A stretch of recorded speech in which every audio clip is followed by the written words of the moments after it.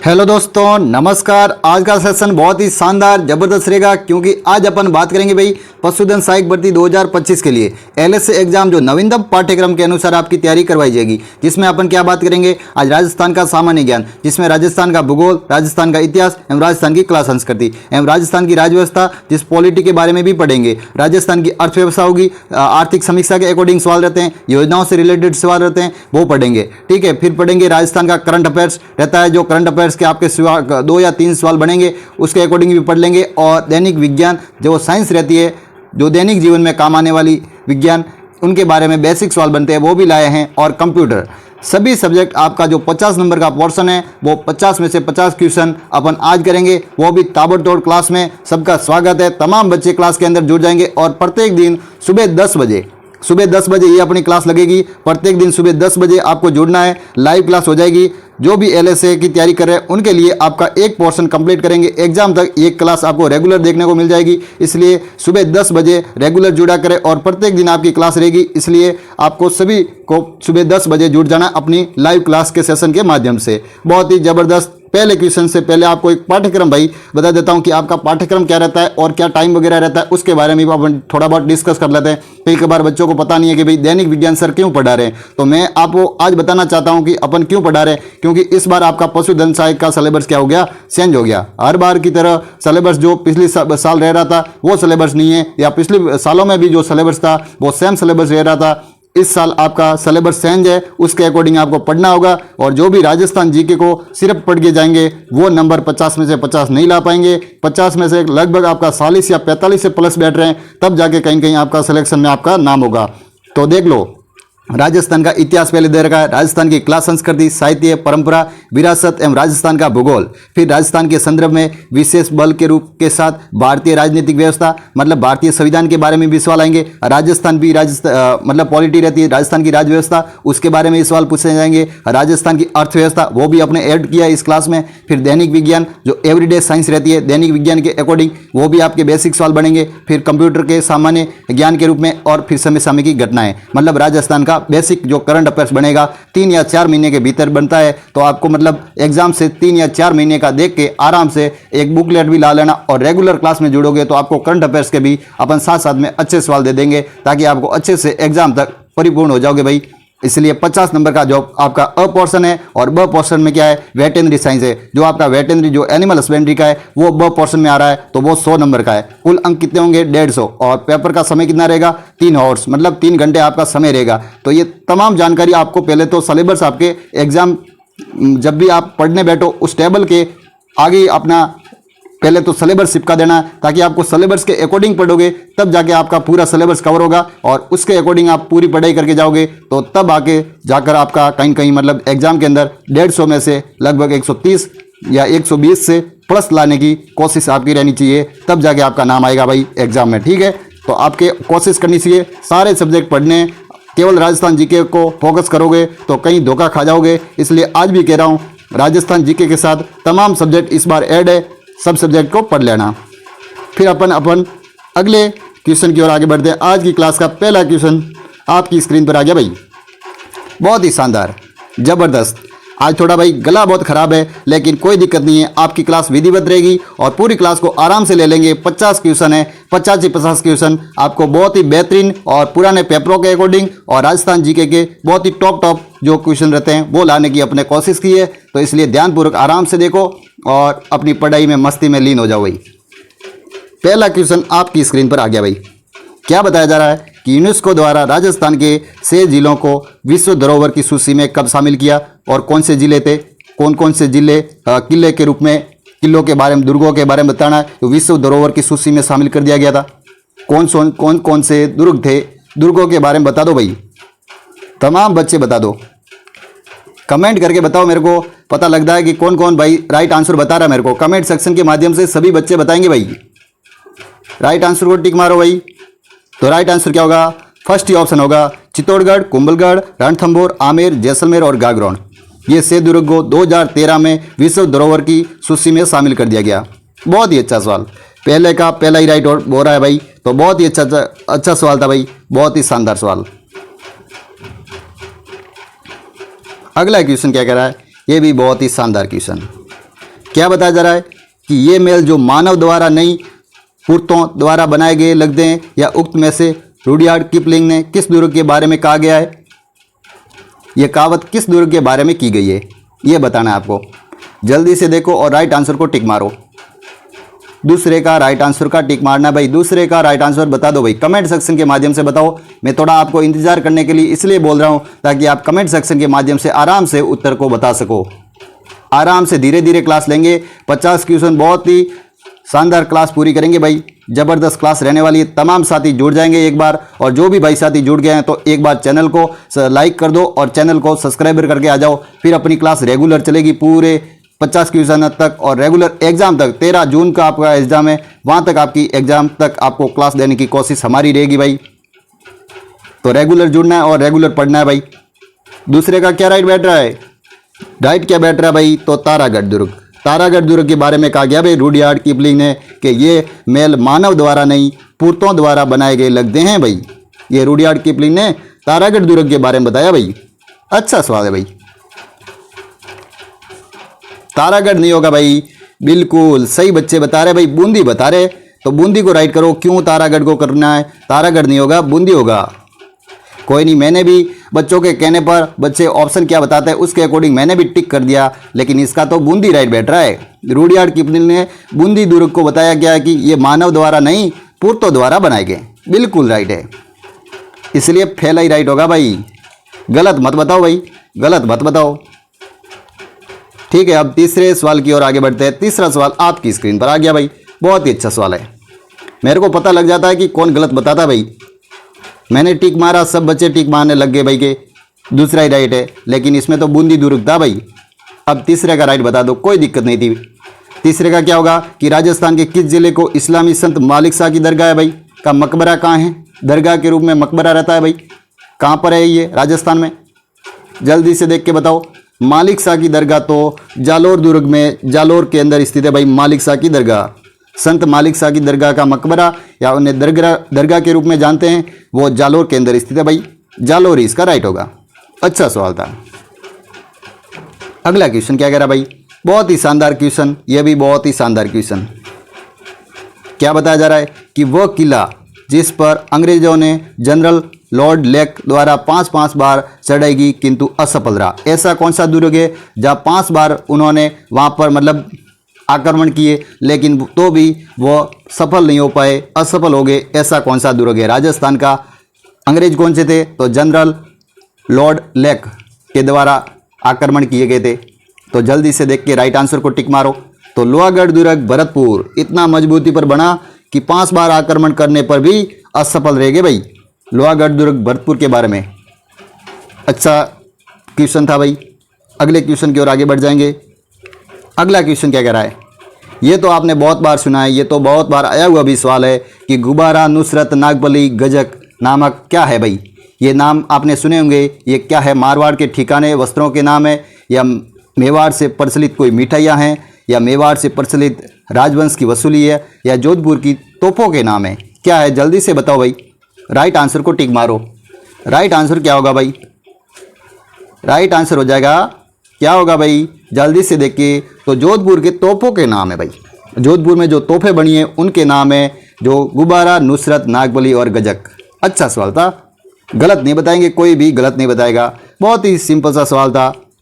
आपको आगे आगे देखोगे तो सारी सब्जेक्ट धीरे धीरे कवर हो जाएगी 50 क्वेश्चन तक। अपने जो आपने थंबनेल देखा है वो सही देखा है। आपको पॉलिटी, करंट अफेयर्स, राजस्थान का जीके वगैरह जिसमें हिस्ट्री, कल्चर, सभी सब्जेक्ट, साइंस, कंप्यूटर, सभी सब्जेक्ट इसके अंदर ऐड करके आपको पूरी क्लास देने की कोशिश की है। तो इसलिए क्लास को एंड तक जरूर देख लेना, तब जाके आपका कहीं कहीं अच्छा खासा रिविजन हो जाएगा भाई इस क्लास से।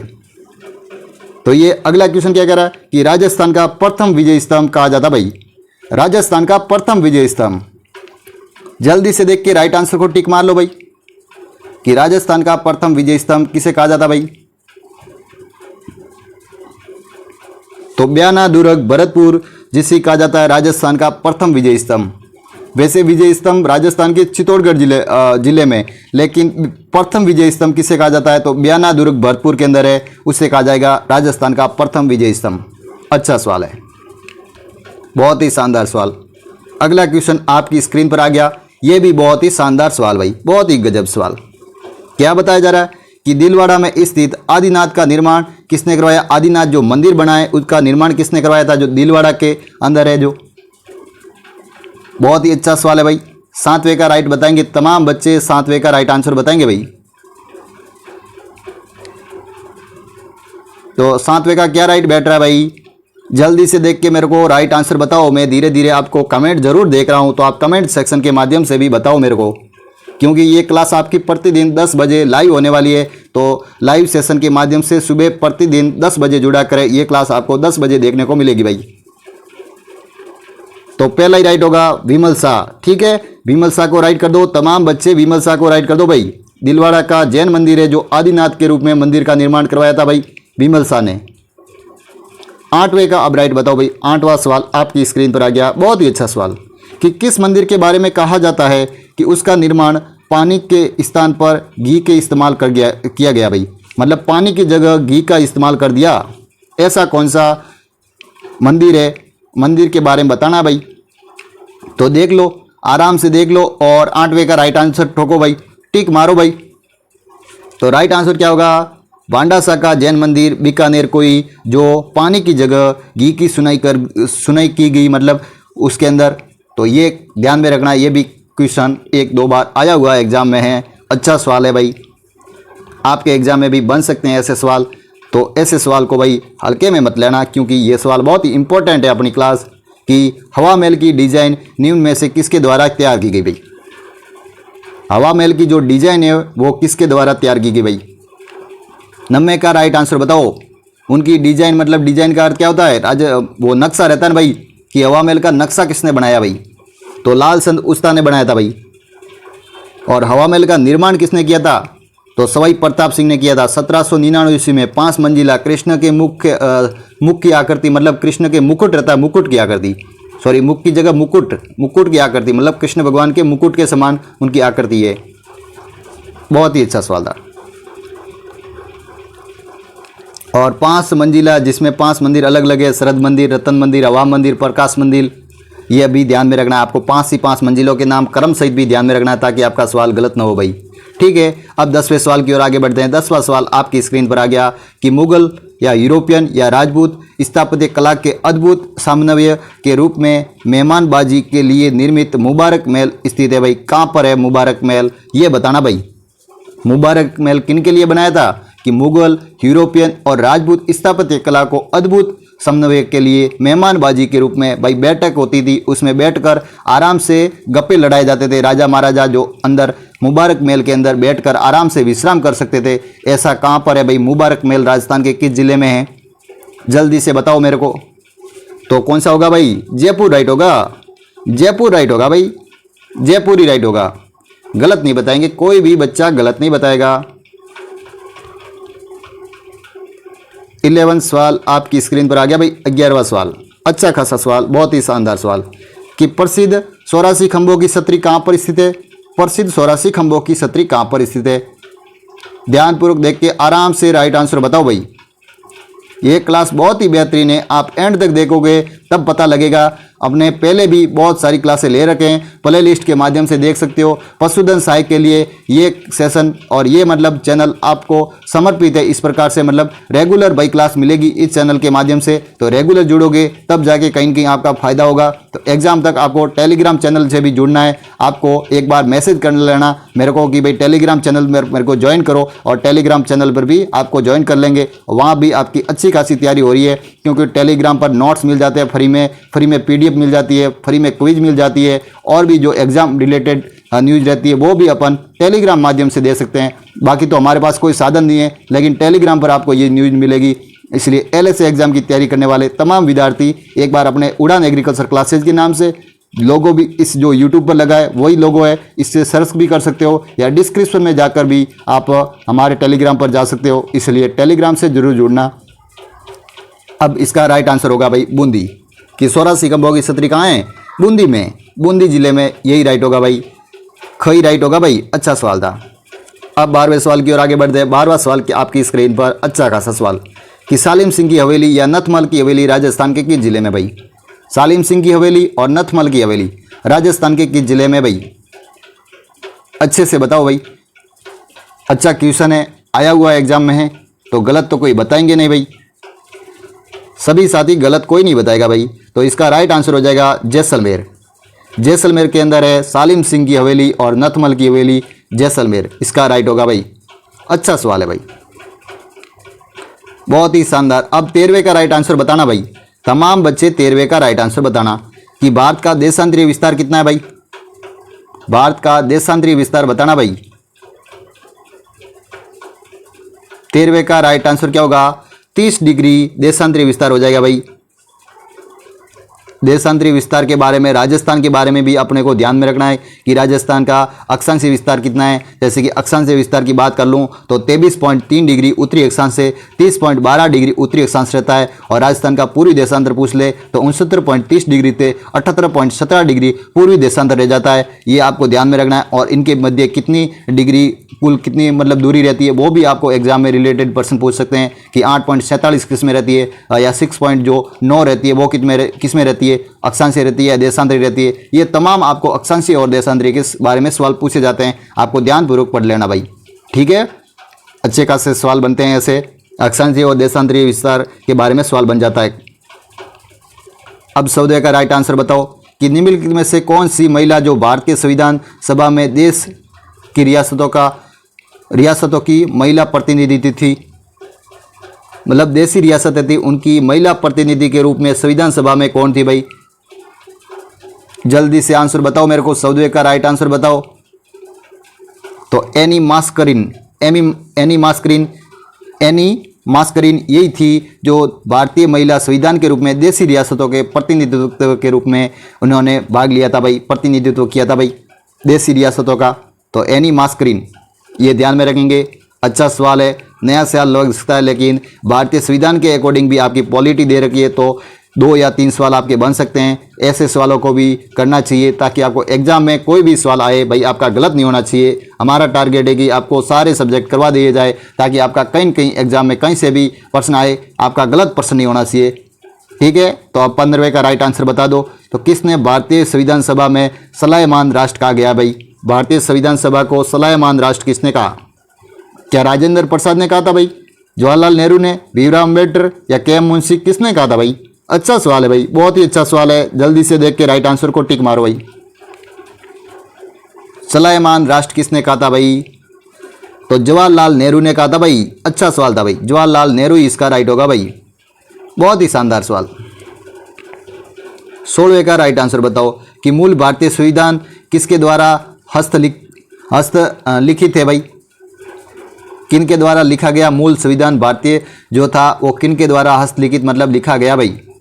बहुत ही अच्छा सवाल, बहुत ही अच्छा सवाल, बहुत ही शानदार सवाल, प्रिय सवाल, एग्जाम में आने लायक सवाल और आ भी चुका है ये एग्जाम में। तो प्रेम बिहारी नारायण रायजादा द्वारा भारतीय जो मूल संविधान था उनको लिखा गया, हस्तलिखित लिखा गया था भाई, हाथों के द्वारा लिखा गया भाई। प्रेम बिहारी नारायण रायजादा, ये राइट होगा। अच्छा सवाल था। अगला क्वेश्चन क्या कह रहा भाई? यह भी बहुत ही शानदार सवाल, बहुत ही जबरदस्त सवाल कि प्रांतों में द्वैध शासन के स्थापना किस अधिनियम के तहत की गई? प्रांतों में द्वैध शासन की स्थापना किस अधिवेशन में, अधिनियम के तहत की गई भाई? प्रांतों में द्वैध शासन की स्थापना किस अधिनियम के तहत की गई भाई? 1919 में, 1909 में, 1935 में या 1947 में? ध्यानपूर्वक देख के आराम से राइट आंसर बताओ। तो प्रांतों में द्वैध शासन की स्थापना हुई थी भाई 1919 में। पहला ही राइट होगा भाई, पहला ही राइट बैठेगा भाई, इसका फर्स्ट ही राइट होगा। तमाम बच्चे गलत कोई नहीं बताएगा भाई। अब 18वें का राइट आंसर बताओ। ये तो बहुत ही इंपॉर्टेंट सवाल है आपके लिए, तो बहुत ही बेहतर है भाई। ऐसे सवाल आपको डायरेक्ट ही पूछा जाएगा कि प्रारूप समिति के अध्यक्ष कौन है भाई? सिंपल सा सवाल है, राजनीतिक से आपका ये सवाल आ सकता है भाई। भारतीय राजनीतिक मैंने पहले भी बात की है कि भारतीय राजनीतिक दे रखा है, मतलब भारत का भी संविधान के बारे में सवाल बनेंगे और राजस्थान की पॉलिटी के बारे में भी सवाल बनेंगे भाई। ठीक है, तो बता दो, जल्दी से देख के बताओ भाई। 18वें का राइट होगा। डॉक्टर भीमराव अंबेडकर ने प्रारूप समिति के अध्यक्ष थे। इनमें कुल सदस्य की संख्या कितनी थी वो भी आपको आने चाहिए और कौन कौन सी सदस्य थे वो भी उनके नाम आने चाहिए भाई। अब 19वें का राइट आंसर बताओ। ये भी बहुत ही अच्छा सवाल क्या बताया जा रहा है कि केंद्र में द्वैध शासन का अधिनियम के अंतर्गत स्थापित किया गया भाई। केंद्र में द्वैध शासन कब लगा, अधिनियम के अंतर्गत स्थापित किया गया। भारत सरकार द्वारा अधिनियम 1909, भारत सरकार द्वारा अधिनियम 1919, भारत सरकार अधिनियम 1935, भारत सरकार अधिनियम 1947। 19वें का राइट आंसर क्या होगा, तो भारत सरकार अधिनियम 1935 में केंद्र में द्वैध शासन का अधिनियम स्थापित किया गया। भारत के अंदर कब किया गया, 1935 में। अच्छा सवाल था भाई, अच्छा सवाल था, बहुत ही शानदार। यह भी बहुत ही सिंपल सा क्वेश्चन है कि निम्न में से भारत के संविधान की विशेषताएं कौन सी नहीं है, जो भारत के संविधान की विशेषताओं के रूप में नहीं है। ऐसी कौन सी विशेषता है जो भारतीय संविधान की विशेषताओं के रूप में नहीं मिल रही है, जो जल्दी से देख के बताओ। प्रजातांत्रिक पद्धति, ये तो राइट होगा, पहला तो राइट होगा। दूसरा भी मूल अधिकार एवं कर्तव्य, ये भी राइट होगा। तीसरा ग, जिसमें प्रत्येक नागरिक को रोजगार की सुरक्षा, ये गलत होगा। प्रत्येक नागरिक को रोजगार की सुरक्षा, ये गलत होगा। और स्वतंत्र नगर पालिका, ये भी सही होगा। तो केवल ग गलत बैठ रहा है, बाकी तीनों सही बैठ रहे हैं। ध्यानपूर्वक देख लो, आराम से मैंने मिलान कर सके कि कौन कौन सही है कौन गलत है। तीनों राइट बैठ रहे हैं, पहला, दूसरा और ग। केवल ग एक गलत है जो असंगत है भारतीय संविधान की विशेषताओं के रूप में। बहुत ही अच्छा सवाल था, बहुत ही ज़बरदस्त सवाल था। अब 21वें सवाल का राइट आंसर बताएंगे। तमाम बच्चे 21वें का राइट आंसर बता देंगे। क्या बताया जा रहा है, किस संविधान द्वारा प्रस्तावना में समाजवादी, पंथ निरपेक्ष और अखंडता शब्द जोड़े गए। संविधान के किस संशोधन में प्रस्तावना में समाजवादी, पंथ निरपेक्ष और अखंडता शब्द जोड़े गए भाई। 21वें का राइट आंसर बता दो। तमाम बच्चे 21वें का राइट आंसर बताओ। तो 42वें संविधान संशोधन 1977 पहला ही राइट हो जाएगा। 42वें संविधान संशोधन 1977। अच्छा सवाल था। अगले क्वेश्चन की ओर आगे बढ़ते हैं। अगला क्वेश्चन क्या कह रहा है भाई, अभी मैंने डिस्कस की थी कि कुल कितने सदस्य थे प्रारूप समिति में, कांग्रेस के सदस्य की संख्या कितनी थी भाई। कांग्रेस के सदस्य पूछे, इसमें कांग्रेस के सदस्य पूछ लिए भाई। कुल सदस्यों की संख्या 7 थी, जिसमें कांग्रेस के सदस्यों की संख्या कितनी थी भाई, तो 2। केवल 2 जो कांग्रेस के सदस्य थे प्रारूप समिति के अंदर, 2 सदस्य कांग्रेस समिति से थे। अगला क्वेश्चन क्या कह रहा है, यह भी भाई संविधान से आ गया भाई। संविधान के अच्छे खासे सवाल मिल रहे हैं, क्या बात है। संविधान को कब अंगीकृत किया गया, अधिनियमित किया गया और आत्मनिर्पित किया गया भाई। यह भी सवाल बन सकता है, क्योंकि अच्छा सवाल बन रहा है कि अंगीकृत, अधिनियमित और आत्मनिर्पित कब किया गया संविधान को। अच्छा सवाल, बहुत ही जबरदस्त सवाल है भाई, बहुत ही खास सवाल है। ऐसे सवाल ही आएंगे आपके। तो 26 नवंबर 1949 में संविधान को अंगीकृत, अधिनियमित और आत्मनिर्पित किया गया भाई। ठीक है, अच्छा सवाल है, बहुत ही जबरदस्त सवाल। अगला क्वेश्चन क्या कह रहा है, यह भी बहुत ही शानदार सवाल कि राजस्थान में दानचंद चोपड़ा की हवेली कहाँ पर है भाई। अब राजस्थान का जीके क्लास संस्कृति, उसके सवाल आएंगे भाई। राजस्थान के जीके के बारे में सवाल आएंगे अब कि राजस्थान में दानचंद चोपड़ा की हवेली कहाँ पर स्थित है भाई। तो कहाँ पर है, जल्दी से देखो, राइट आंसर को टिक मारो भाई। तो पहले का पहला ही होगा कि सुजानगढ़ सुरू के अंदर है दानचंद चोपड़ा की हवेली भाई। अच्छा सवाल है, बहुत क्लास संस्कृति का अच्छा सवाल है। अगला क्वेश्चन क्या कह रहा है कि यह एक ऐसा किला जिसके बारे में दरवाजा कोई आक्रमणकारी नहीं खोल सकता। हसन निजामी ने ये कथन किस किले के बारे में, संदर्भ के बारे में मतलब कहा गया भाई, किस किले के बारे में कहा गया भाई कि इसका दरवाजा कोई आक्रमणकारी नहीं खोल सका। हसन निजामी ने किस किले के बारे में कहा गया भाई। 25वें का राइट आंसर बताओ। तो कौन सा किला, जालोर का ही किला होगा भाई, जिसे सुवर्णगिरी के नाम से जाना जाता है। जालोर का किला जिनका कोई आक्रमणकारी दरवाजा नहीं खोल सका भाई। हसन निजामी ने ये बात की है भाई। अच्छा सवाल था, बहुत ही अच्छा सवाल, ये भी बहुत ही जबरदस्त सवाल। क्या बताया जा रहा है कि मोहम्मद खिलजी द्वारा प्रथम जो राजस्थान के किस किले में एक जो कोट के रूप में निर्माण एवं उनके करवाया गया, जो मुस्तफाद के रूप में रखा गया भाई। उनका नाम था मोहम्मद खिलजी के अनुसार मुस्तफाबाद। मोहम्मद खिलजी प्रथम द्वारा राजस्थान के किस किले के बारे में बताया गया कि वो मतलब कौन सा किले के बारे में जो मुस्तफाबाद के नाम रखा गया, उसका किले का नाम बताना है। अच्छा सवाल है, इसमें थोड़ी बहुत टाइपिंग मिस्टेक हुई है ज़रूर, लेकिन कोई दिक्कत नहीं है। मुस्तफ़ाबाद किस दुर्ग के बारे में कहा गया भाई? मोहम्मद खिलजी के अनुसार राजस्थान में किस किले के बारे में बताया गया भाई? अच्छा सवाल है। राइट आंसर बारो तमाम बच्चे 26वें का राइट आंसर बता दो मेरे को। तो राइट आंसर हो जाएगा गागरोन के बारे में बताया गया भाई, गागरोन दुर्ग। कौन सा गागरोन दुर्ग? जो झालावाड़ के अंदर है गागरोन दुर्ग, जिसके बारे में मुस्तफ़ाबाद जो उसका प्राचीनतम नाम दिया था मोहम्मद खिलजी प्रथम द्वारा। अच्छा सवाल था, बहुत ही शानदार सवाल। जालोर का क्या नाम रखा था? अकबर ने जालोर का क्या नाम रखा था? तो जालोर का नाम रखा था जलालाबाद। और सिवाना का क्या नाम रखा था? तो खैराबाद। और पूछ ले चित्तौड़ का क्या नाम रखा था? तो खिरजाबाद, खिरजाबाद। ठीक है, ये तमाम दुर्गों के बारे में आपको ध्यान में रखना है, सवाल बन जाएंगे। ठीक है, ऐसे ही सवाल बनेंगे भाई। विश्व पर्यावरण दिवस के रूप में कब मनाया जाता है? विश्व पर्यावरण दिवस के रूप में कब मनाया जाता है? ये भी बिल्कुल सिंपल सा सवाल है, लेकिन कई बार बन जाता है एग्जाम में। तो 5 जून को विश्व पर्यावरण दिवस के रूप में मनाया जाता है, 5 जून। अच्छा सवाल। अगला क्वेश्चन क्या कह रहा है? ये भी बहुत ही सिंपल सा सवाल, अच्छा सा सवाल कि रेड डाटा बुक के रूप में सम्मिलित कौन है भाई? रेड डाटा बुक के रूप में सम्मिलित कौन है भाई? 28वें का राइट आंसर बताओ। तो संकटाग्रस्त प्रजाति रहती है वो रेड डाटा बुक के अंदर आती जाती है भाई, संकटाग्रस्त प्रजाति। अच्छा सवाल, बहुत ही सिंपल सा सवाल, जबरदस्त। ये क्लास आपको केवल रिवीजन के लिए मिल रही है, थ्योरी तो आप खूब पढ़ते हो, क्योंकि पूरे दिन भाई क्लास थ्योरी भी पढ़ते हो मतलब बुक के अकॉर्डिंग, लेकिन क्लास के अकॉर्डिंग आपको केवल रिवीजन के लिए पढ़ना है। तो अपने यूट्यूब चैनल पर जुड़ना है और केवल आपको प्रश्नों को बार बार देखोगे ना तो भी एक बार ऑटोमेटिक दिमाग के अंदर बैठ जाएंगे और बाद में सरलता से आराम से पढ़ लोगे। तो ध्यानपूर्वक 1 या 2 बार क्लास देख लो, यदि एक बार समझ में नहीं आए तो 2 बार देख सकते हो, लेकिन क्लास में रेगुलर भी जुड़ गए ना तो आपका फायदा हो जाएगा भाई एग्जाम तक। तो रेगुलर जुड़ोगे तभी तो फायदा होगा। काफ़ी बच्चे रेगुलर जुड़ रहे हैं, रेगुलर पढ़ रहे हैं, उनको कहीं ना कहीं फायदा दिख रहा है, वो मैसेज भी करते हैं कि सर बिल्कुल अच्छा पढ़ा रहे हो और रेगुलर क्लास ला रहे हो, प्रतिदिन क्लास लगाया करो। तो आप भी जुड़ोगे तो आपका भी फायदा हो जाएगा भाई, एग्जाम तक जुड़ना है इसलिए। और 29वें का राइट आंसर बताओ मेरे को। तो ग्लोबल वार्मिंग एवं जलवायु पर्यावरण रोकथाम पर केंद्रीय अंतर्राष्ट्रीय सम्मेलन दिसंबर 2009 में कहाँ पर आयोजित हुआ? ये ग्लोबल वार्मिंग के बारे में सवाल है, पर्यावरण के बारे में, पर्यावरण परिवर्तन के रूप में रोकथाम के लिए हुआ था भाई दिसंबर 2009 में। तो 29वें का राइट होगा कोपेनहेगन, कोपेनहेगन में हुआ था भाई। अच्छा सवाल है, बहुत ही शानदार सवाल। पर ये पर्यावरण जो टॉपिक रहता है इकोलॉजी के अकॉर्डिंग ये सवाल बन जाता भाई, पारिस्थितिकी के अकॉर्डिंग भाई, जो आपका टॉपिक रहता है ना उसके अकॉर्डिंग ये सवाल बन जाता भाई, इकोलॉजी के अकॉर्डिंग।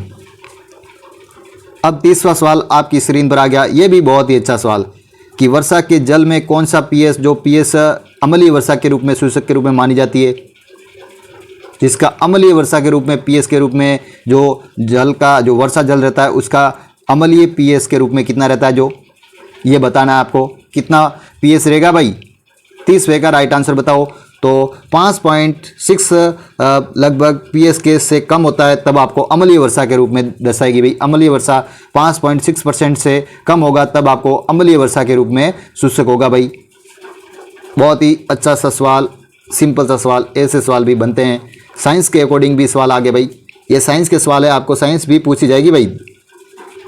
निम्न में से कौन सी गैस जो ओजोन क्षरण के रूप में उत्तरदायी है भाई? ओजोन क्षरण के रूप में कौन सी गैस जो उत्तरदायी है भाई? बहुत ही अच्छा सा सवाल, क्लोरोफ्लोरोकार्बन, क्लोरोफ्लोरोकार्बन है जो ओजोन गैस के रूप में उत्तरदायी है। बहुत ही अच्छा सा सवाल, सिंपल सा सवाल, शानदार सवाल। ये तो सवाल बहुत बार बना हुआ भाई, गलत नहीं बताएंगे, ऐसे सवालों को गलत नहीं बताना आपको। अगला क्वेश्चन क्या कह रहा है कि निम्न में से कौन सी गैस जो ग्रीन हाउस के रूप में होती है भाई? ग्रीन हाउस में कौन सी गैस काम में ली जाती है भाई? 32वें का राइट आंसर बताओ। 32वें का राइट आंसर बताओ मेरे को। तो डी ऑप्शन होगा कार्बन डाइऑक्साइड के रूप में, जो ग्रीन हाउस गैस के रूप में काम में लेते हैं कार्बन डाइऑक्साइड। अच्छा सा सवाल, बहुत ही सिंपल सा सवाल, बहुत ही जबरदस्त। अगला क्वेश्चन क्या कह रहा है? ये भी साइंस का क्वेश्चन आया भाई। तो सभी सब्जेक्ट के आपको धीरे धीरे क्वेश्चन देखोगे, 50 तक देखते रहोगे तो आपको सभी सब्जेक्ट के क्वेश्चन देखने को मिल जाएंगे और अच्छा खासा रिवीजन होगा। अभी तक तो कंप्यूटर आना बाकी है और राजस्थान की राज्य व्यवस्था को भी अलग से अपने आज भाई क्लास के अंदर लाया, तो राजस्थान की राज्य व्यवस्था भी आगे आएगी। तो धीरे धीरे क्लास को पूरी एंड तक जरूर देखना, इसलिए आपको पूरी क्लास देखोगे तब समझ में आएगा भाई। हकीकत में बहुत ही अच्छे सवाल सर ने करवा दिए भाई, अच्छा खासा रिविजन हो गया भाई, क्लास देखने पर आपको पता लगेगा आपको।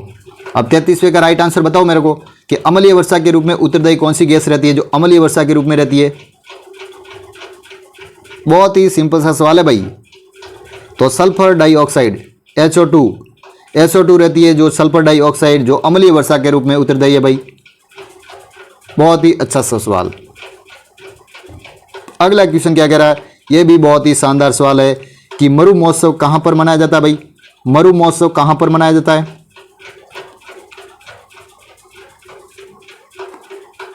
अच्छा सा सवाल। 34वें का राइट होगा भाई जैसलमेर। मरु महोत्सव जैसलमेर, थार महोत्सव पूछ ले तो बाड़मेर हो जाएगा और ऊंट महोत्सव पूछ ले तो बीकानेर हो जाएगा। ये तीनों ही ध्यान में रख लेना, ये कंफ्यूज करने वाले थे आपको, मैंने तीनों ही कंप्लीट कर दिए एक ही साथ में। अगला क्वेश्चन क्या कह रहा है कि बाबू महाराज का मेला किस जिले में बढ़ता है भाई। बाबू महाराज का मेला, ये भी प्रश्न बन चुका है, इसलिए आपको एग्जाम के अंदर ऐड कर लिया भाई, क्लास के अंदर भाई। एग्जाम के अंदर बन सकता है आपके भी कि बाबू महाराज का मेला किस जिले में बढ़ता है भाई। 35वें का राइट होगा भाई धौलपुर में बढ़ता है भाई, धौलपुर में। अच्छा सवाल है, एग्जाम में आया हुआ सवाल है, ये पहले भी आ चुका है इसलिए हमने क्लास में लाया भाई। तो ऐसे नहीं है कि सर के क्वेश्चन भाई बिल्कुल ही नॉर्मल करा रहे हैं, ऐसा नहीं है भाई। क्लास के अंदर बहुत ही अच्छे सवाल मिल रहे हैं आपको और एग्जाम में आए हुए सवाल हैं, पुराने पेपरों के अकॉर्डिंग सवाल है, वही क्वेश्चन आपको देखने को मिलेंगे। तो अब अगला क्वेश्चन क्या कह रहा है कि आदिवासियों का कुंभ बेणेश्वर का मेला राजस्थान के मतलब किस जिले में बढ़ता है भाई। जिले का नाम बता दो भाई। बेणेश्वर का कुंभ जो आदिवासियों का कुंभ है, बेणेश्वर मेला राजस्थान के किस जिले में, जिले का नाम बता दो। सिंपल सा क्वेश्चन है ये। तो डूंगरपुर इसका राइट होगा भाई। सोम मई जाखम त्रिवेणी संगम होता है जो बेणेश्वर धाम डूंगरपुर में, त्रिवेणी संगम पर ही ये आदिवासियों के कुंभ के नाम से जाना जाता है भाई, बेणेश्वर मेले को। अच्छा सा सवाल, बिल्कुल सिंपल सा सवाल। अब 37वें क्वेश्चन की ओर आगे बढ़ते हैं। 37वां क्वेश्चन आपकी स्क्रीन पर आ गया कि चंद्रभागा जो प्रसिद्ध मेला है वो राजस्थान के किस जिले में बढ़ता है भाई। चंद्रभागा पशु मेला और गोमती सागर पशु मेला, ये दोनों ही बता दो मेरे को, दोनों ही बता दो। 37वें का राइट आंसर बताओ। तो झालरापाटन झालावाड़ में बढ़ते हैं चंद्रभागा और गोमती सागर पशु मेला मालवी गाय के लिए बढ़ता है भाई, राजस्थान के झालावाड़ में। अच्छा सा सवाल, बहुत ही ज़बरदस्त सवाल। अगला क्वेश्चन क्या कह रहा है, यह भी बहुत ही शानदार कि धौलागढ़ देवी का मेला राजस्थान के किस जिले में बढ़ता है भाई। धौलागढ़ देवी है, उनका मेला राजस्थान के किस जिले में बढ़ता है भाई। बहुत ही अच्छा सवाल, बहुत ही ज़बरदस्त सवाल। 38वें का राइट आंसर बता दो मेरे को। तो अलवर जिले में बढ़ता है भाई, अलवर जिला राइट होगा भाई। धौलागढ़ देवी का मेला राजस्थान के किस जिले में, अलवर जिले में बढ़ता है।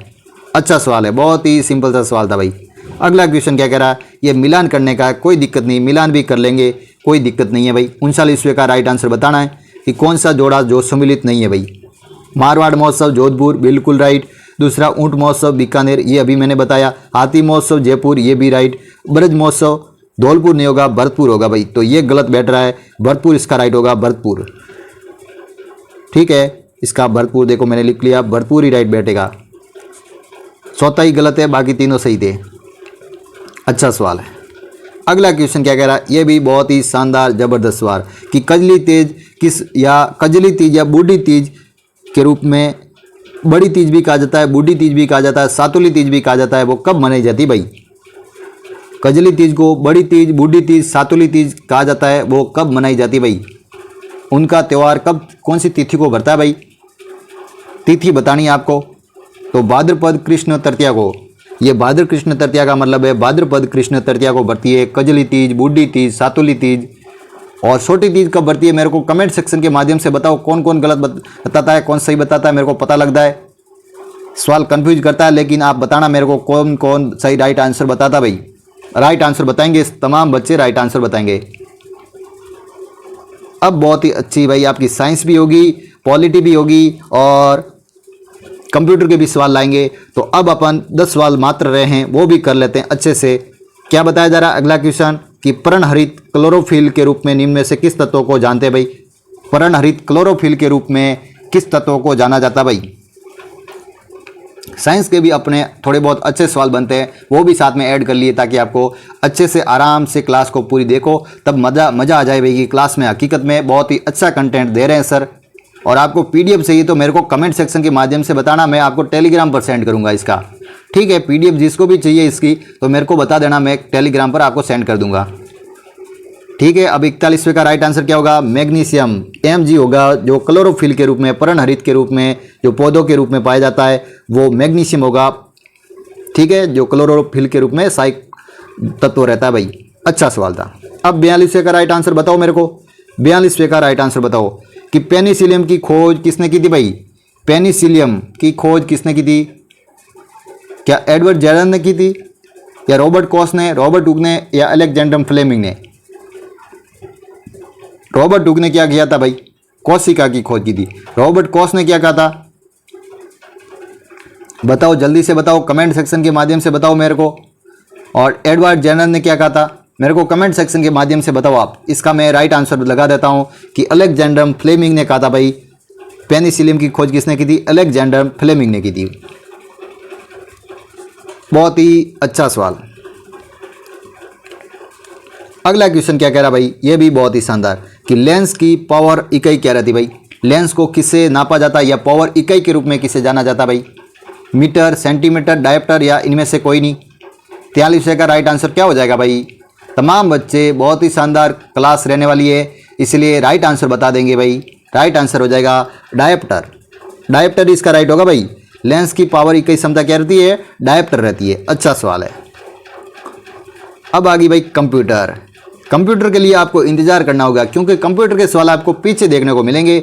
आप सोचोगे भाई कि पहले ही अपने कंप्यूटर करवा दे, क्योंकि कंप्यूटर अपने को एक कमजोर है। राजस्थान जीके तो अच्छा है, लेकिन राजस्थान जीके को भी करना पड़ेगा, कंप्यूटर को भी करना पड़ेगा, साइंस को भी करना पड़ेगा, करंट के भी सवाल करने पड़ेंगे, आर्थिक समीक्षा के भी सवाल आते हैं एक दो, तो वो भी सवाल करने पड़ेंगे। इस प्रकार से पूरी क्लास को देखोगे तब आपको कहीं जाके पूरी क्लास से अच्छे खासे सवाल आपको रिविजन के माध्यम से फायदा होगा, और रेगुलर जुड़ोगे तब जाके आपको फायदा होगा।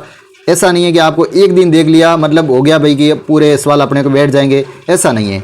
अब URL का पूर्ण रूप है, मतलब इसको फुल फॉर्म बताना भाई। ये तो सवाल कंप्यूटर का बहुत बार बना है। URL का फुल फॉर्म क्या रहता है भाई? URL फुल फॉर्म बताना था। जल्दी से देख के बताओ मेरे को, जल्दी से देख के चारों ही ऑप्शन आराम से देख लो और राइट आंसर को बता दो भाई। तो यूनिफॉर्म रिसोर्ट लोकेटर, यही राइट होगा भाई। चौथा ही राइट बैठ रहा है, यूनिफॉर्म रिसोर्ट लोकेटर। तमाम बच्चे चौथे को राइट आंसर बताएंगे, डी को ही राइट बताएंगे भाई। गलत क्यों बताते हो? अब तो रोम का बता दो भाई। URL का बता दिया तो अब रोम का बता दो। रोम रहती है, उसका फुल फॉर्म क्या रहता है?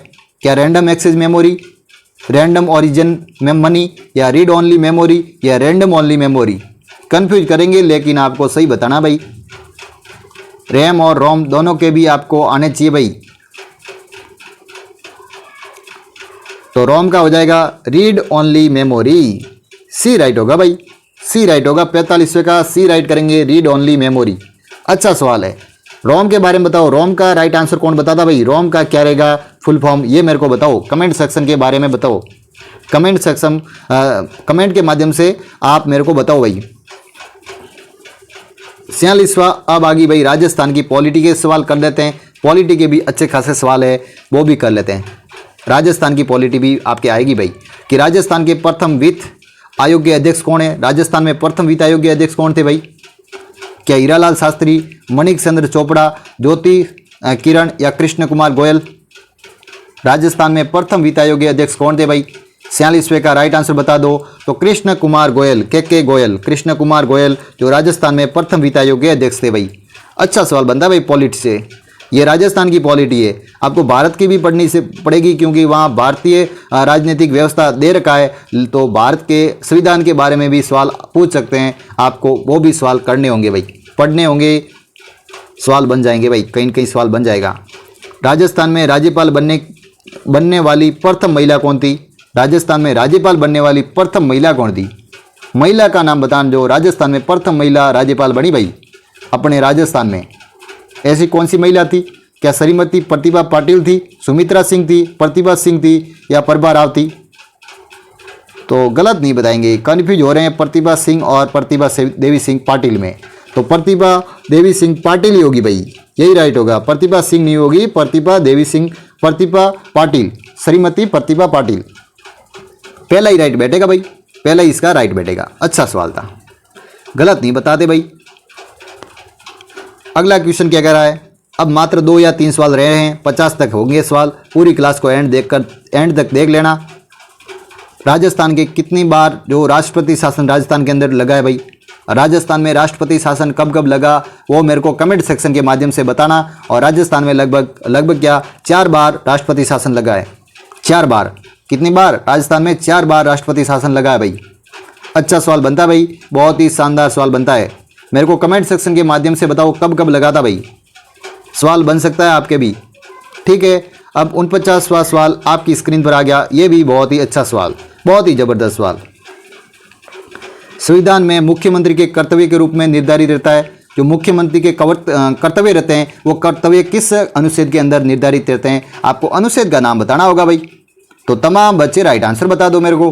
राइट आंसर क्या हो जाएगा भाई? 49 का राइट आंसर मारो, टिक आंसर मारो। राइट आंसर कमेंट सेक्शन के माध्यम से टिक करो भाई। तो अनुच्छेद 167 में संविधान के मुख्यमंत्री के कर्तव्य दे रखे हैं भाई। तो अनुच्छेद 167, ठीक है, 167। अच्छा सवाल है। अब आज की क्लास का लास्ट क्वेश्चन रहने वाला, फिर आपको मैं एक जानकारी दे दूंगा और फिर अपन क्लास में समाप्ति की ओर कर देंगे भाई। कि राजस्थान में प्रथम मुख्यमंत्री कौन थे भाई? राजस्थान के प्रथम मुख्यमंत्री, मैंने नहीं तो मनोनीत पूछा है, नहीं निर्वासित पूछा है, केवल प्रथम मुख्यमंत्री आपको बताना है भाई। राजस्थान के प्रथम मुख्यमंत्री केवल मैंने पूछा है। तो कौन थे? जल्दी से देखो, सारे ऑप्शन देख लो। आपको तो वैसे ऑप्शन देखकर ही पता लग गया होगा। कन्फ्यूज तो जरूर होंगे, लेकिन टीकाराम पालीवाल और हीरालाल शास्त्री में कन्फ्यूज हो रहे हो तो कन्फ्यूज कर लेते हैं दूर और हीरालाल शास्त्री को कर लेते हैं राइट भाई। तो हीरालाल शास्त्री राजस्थान के प्रथम मुख्यमंत्री थे भाई। टीकाराम पालीवाल क्या थे मेरे को कमेंट सेक्शन के माध्यम से बताओ। मनोनीत थे या निर्वासित थे मेरे को कमेंट सेक्शन के माध्यम से बताएंगे, ठीक है। अब क्लास की और समाप्ति की ओर अब आपको एक जानकारी दे देता हूं कि अपनी क्लास भाई प्रतिदिन सुबह 10 बजे, कितने बजे? टाइम आपको ध्यान में रख लेना, सुबह 10 बजे रेगुलर क्लास रहेगी। और राजस्थान जीके की जो मतलब पशुधन सहायक के लिए जो सब्जेक्ट मैंने दे रखे हैं उस सब्जेक्ट के अकॉर्डिंग, जैसे राजस्थान का जैसे कि भूगोल, इतिहास एवं कला संस्कृति जो सामान्य ज्ञान के रूप में मैंने लिखा है कि राजस्थान का करंट अफेयर्स, राजस्थान की राज्य व्यवस्था, राजस्थान की पॉलिटी वगैरह, जो भी राजस्थान का दैनिक विज्ञान मतलब दैनिक जो विज्ञान रहती वो, और भी मतलब कंप्यूटर के सवाल, सभी सवाल आपको इस क्लास के माध्यम से देखने को मिल जाएंगे। इसलिए रेगुलर जुड़ोगे तभी जाके कहीं न कहीं आपका फायदा होगा। और इस क्लास में रेगुलर जुड़ना है। आज के लिए यहीं इस क्लास को समाप्त करेंगे। सभी साथियों को थैंक यू।